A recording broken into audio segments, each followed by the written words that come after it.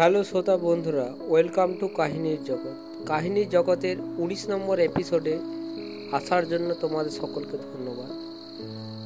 তোমরা যারা যারা এই চ্যানেলে নতুন তারা অতি অবশ্যই চ্যানেলটিকে ঝটপট করে সাবস্ক্রাইব করে নেবে এবং যারা সাবস্ক্রাইব করে নিয়েছো তাদের অসংখ্য অসংখ্য ধন্যবাদ। তো আজকের ঘটনা আমি আমার কাকাবাবুর কাছ থেকে শুনেছিলাম। এই ঘটনাটি ঠিক 4-5 বছর আগেকার। তখন কাকাবাবু কাজ করতো এনার্জিস। তার কাজ থেকে বাড়ি আসতে রাত হয়ে যেত। একদিন তাহলে কাকাবাবু কাজ সেরে বাড়ির পথে রওনা হচ্ছিল। তখন ওই গ্রামবাসী বলল, বাবু এই পথে যেও না, এই পথটি ভালো না। কাকাবাবু বলল, আরে কি হবে, ওইসব ভূত টুতে আমি বিশ্বাস করি না বলে কাকাবাবু বাইকটি নিয়ে ওই রাস্তা দিয়ে আসছিল।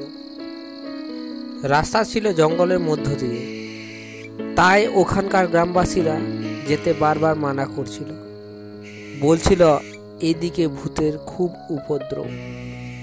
কাকাবাবু ওই ভূত টুতে বিশ্বাস করতো না, তাই সে বাইক নিয়ে বেরিয়ে পড়ল ঘরের উদ্দেশ্যে। রাস্তাটি কাঁচা রাস্তা, মেঠো পথ।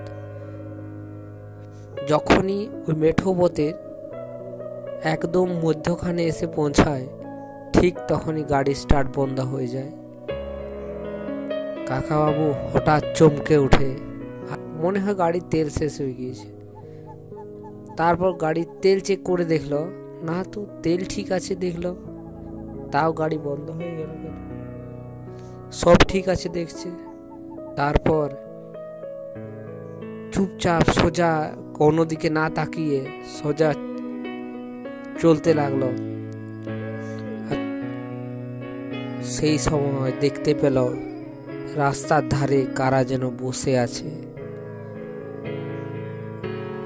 কিছুটা দূর যাওয়ার পর আরেকবার চেষ্টা করলো কাকাবাবু গাড়িটি চালানোর, কিন্তু গাড়িটি স্টার্ট হলো না। তারপর কাকাবাবু বাড়িতে এসে পৌঁছে সব কিছু বলল আমাদের, এবং কিছুদিন পর সে অসুস্থ হয়ে পড়ল।